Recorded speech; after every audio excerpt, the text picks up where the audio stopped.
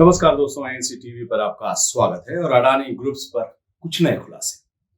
Australian broadcasting corporation के four corners current affairs पर आधारित एक प्रोग्राम है और उन्होंने 6 साल पहले यानी 2017 में अडानी ग्रुप के बारे में काफी जानकारी शेयर की थी।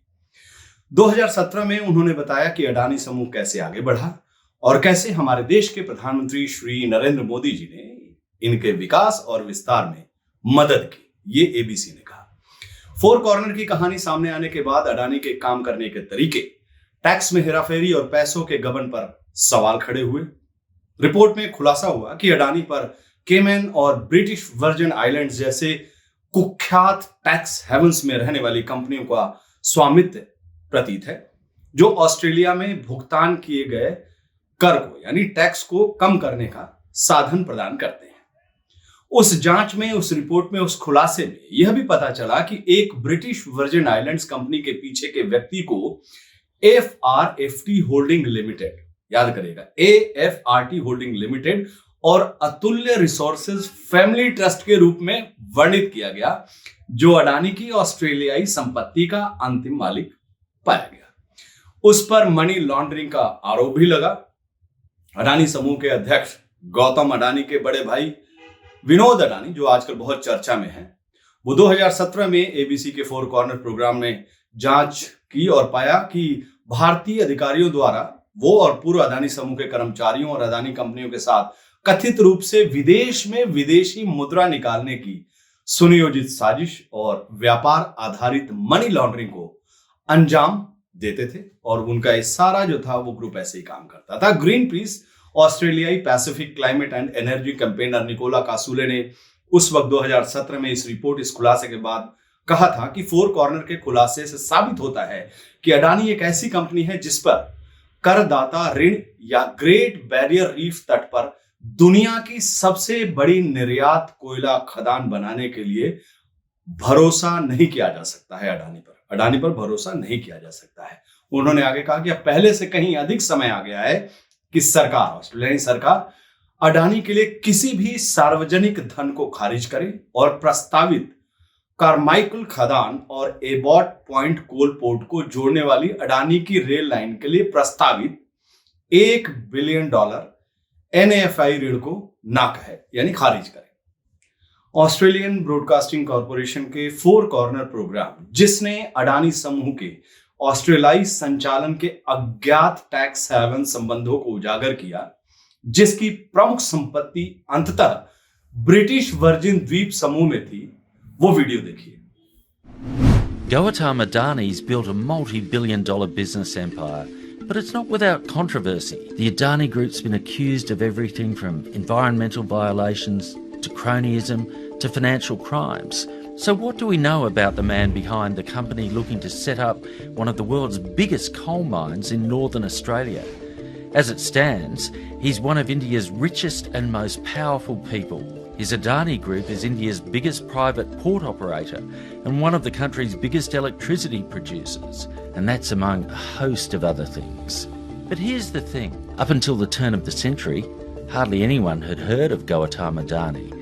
The story you often hear is one of rags to riches, a college dropout who turned his last few rupees into this massive business empire. But if you dig a little deeper, you'll see his rise to billionaire status has gone hand in glove with the rise of India's Prime Minister, Narendra Modi. In the Adani Group's home state of Gujarat, Modi used to be the chief minister. And there's one key deal between Modi and the Adani Group that stands out. The sale of vast tracts of coastal land in a place called Mundra for next to nothing. Mr Modi and Gautam Adani both argue that this was barren land that was near worthless and the price reflected that. But when the area was rezoned as a special economic zone free of customs and excises, land values soared, in some cases by more than 1,000%. Adani Group expanded rapidly And despite projecting a clean green image, there was an environmental cost. In Mundra, a committee of experts found flagrant breaches of environmental approvals. The company had promised no existing mangroves shall be destroyed, no filling up of creeks and reclamation of creeks. Yet vast areas of mangroves were destroyed and creeks were filled. And it was no isolated incident either. In all cases, Adani Group denies any violations, and it's appealing against adverse court rulings. According to a report by an anti-corruption ombudsman, Adani Enterprises bribed public officials and politicians in the southern Indian state of Karnataka. It was part, allegedly, of an illegal iron ore export scam. No charges were laid against Adani Enterprises, and it denies any wrongdoing. It's also faced allegations from Indian tax authorities of siphoning off money to tax havens in what's known as trade-based money laundering. Again, Adani denies the allegations and it's never been prosecuted. In Australia, the Adani Group owns the Abbott Point coal terminal in Queensland and has the rights to develop Australia's biggest coal mine. Behind its ventures here is a complex web of companies and trusts leading to tax havens. Supporters reckon Adani's projects will create jobs. But it's worth asking the question, at what cost? Bharat में अडानी के काले चिट्ठे उजागर करने के लिए ABC Australian broadcasting corporation की 4 corner team Gujarat के मुंद्रा बंदरगाह पर पहुंची, लेकिन उसे गुजरात और भारत छोड़ने के लिए मजबूर किया गया। वही बंदरगाह जहां पर हाल ही में ढेर सारे ड्रग्स पकड़े गए थे। लेकिन पत्रकारों का यह समूह पूरी पड़ताल करने में वहां सफल रहा। 4 कॉर्नर टीम ने अपने साथ हुए बर्ताव का वीडियो भी साझा किया। टीम के रिपोर्टर स्टीफन लॉन्ग खुद वीडियो में बता रहे हैं कि मुंद्रा बंदरगाह पर उनके आगमन के अगले दिन ही गुजरात पुलिस उनके होटल के कमरे में कैसे पहुंची।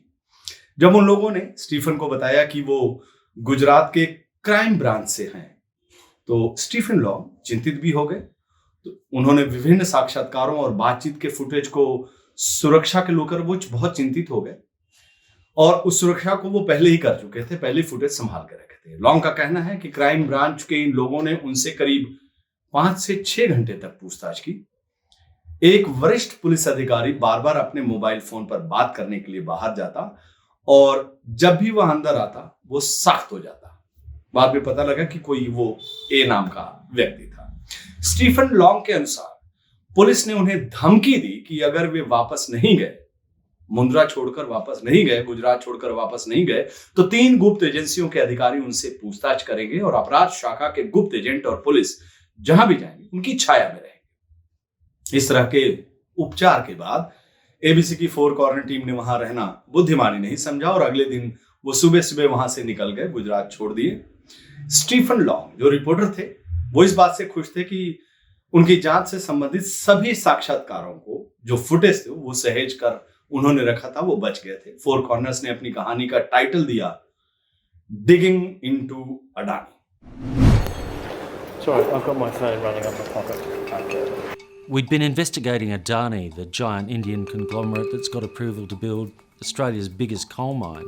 We'd been in Mundra, in Adani's home state of Gujarat, for less than a day when police turned up at the hotel. Right. Who are the gentlemen that want to see us? Who are you? Wait. Who are you? Who are you? We are police. Right. I see your identification, crime please. branch. Right. Our main concern was safeguarding what we'd already filmed. We'd shot interviews and vision across India. Our big worry was that the police would seize our equipment, wipe the footage, kill the story. We were questioned on and off for about 5 hours.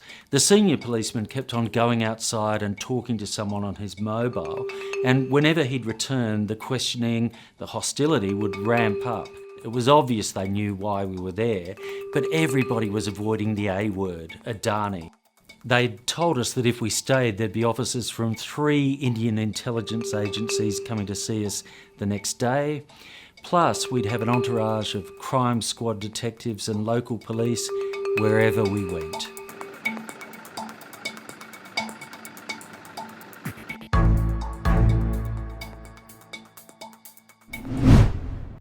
खुलासे पर अडानी समूह ने अपने जवाब पर कहा कि ABC television की टीम ने मुंद्रा का दौरा करते समय पत्रकारिता के आचार संहिता और निष्पक्षता का पालन नहीं किया, यह अडानी समूह कह रहा है।